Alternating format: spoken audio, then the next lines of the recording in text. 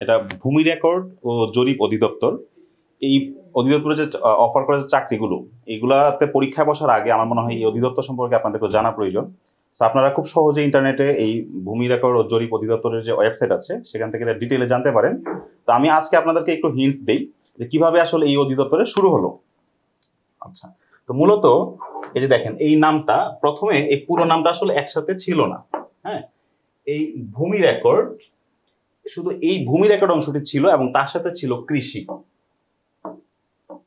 আচ্ছা, এই সূচনা হলো কবে? এটা 1883 সালে।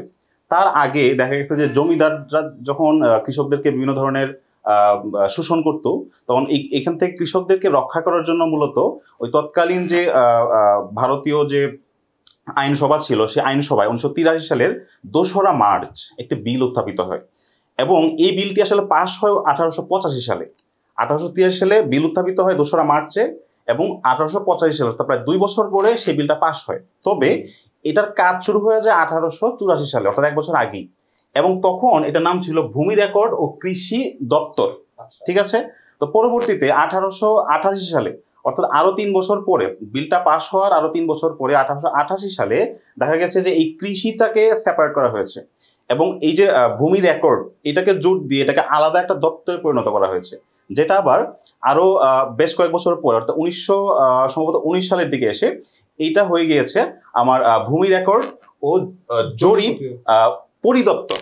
হ্যাঁ, কারণ কি তখনকার সময়ে যে জরিপের কাজগুলো করতো, তারা সেটা করতো হচ্ছে সার্ভেয়ার অফ ইন্ডিয়া নামে আলাদা একটা প্রতিষ্ঠান, কিন্তু এটাকে বিলুপ্তি সাধনের মাধ্যমে এটাকে একটা দপ্তরে পরিণত করা হয়েছে। অর্থাৎ এই জরিপের যে কাজগুলো, এইগুলো মূলত আমার ভূমি রেকর্ড অধিদপ্তরের বা পরিদপ্তরের উপর ন্যস্ত করা হয়েছিল। তো তখন এটার নামটা ছিল ভূমি রেকর্ড ও জরিপ পরিদপ্তর।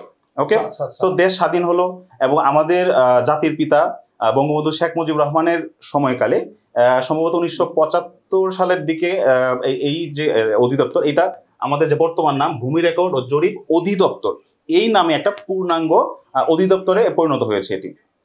তো এই অধিদপ্তরের মজার বিষয় হচ্ছে যে এই অধিদপ্তরের যে চাকরিগুলো অফার করা হয়, এটা সংখ্যায় অনেক বেশি এবং এটার যোগ্যতা কেবলমাত্র এসএসসি বা সর্বোচ্চ এইচএসসি।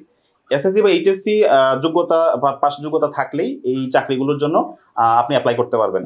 যে কারণে অনেক মানুষ আমাদের বাংলাদেশে দেখা গেছে যে সবার তো উচ্চশিক্ষা নেওয়ার সামর্থ্য হয় না।